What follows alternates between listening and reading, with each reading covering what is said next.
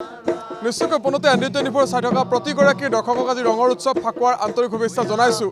উপস্থিত আছোঁ নলবাৰীৰ চামতাত পুৱাৰ ভাগৰ দৃশ্যখিনি দেখুৱাম প্ৰথমে ND24 দৰ্শকসকলক।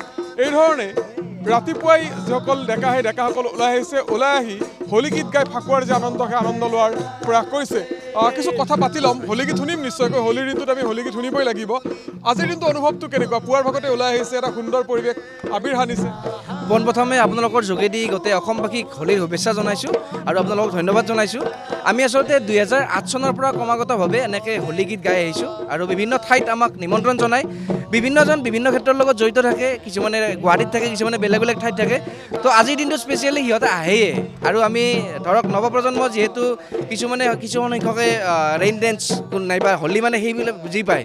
তো আমি ভাবিছোঁ সংস্কৃতিটো কি সেইটো বুজক, তাৰে এটা ক্ষুদ্ৰ প্ৰয়াস কৰা যায়।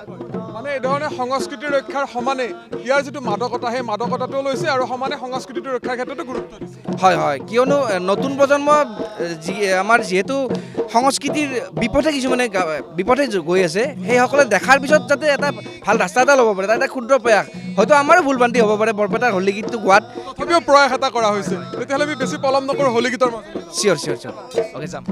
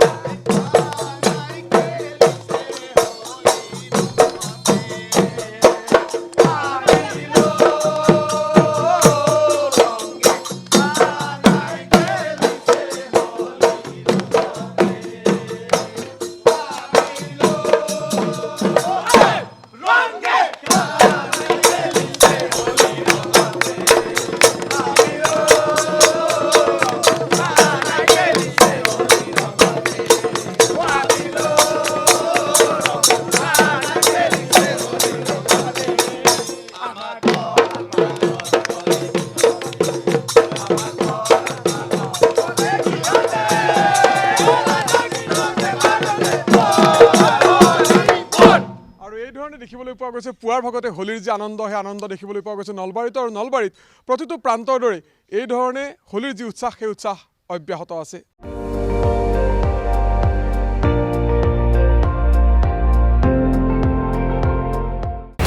আপুনি চাই আছে ND24, সৰ্বশ্ৰেষ্ঠ নহয় সৰ্বোত্তমৰ দৌৰ।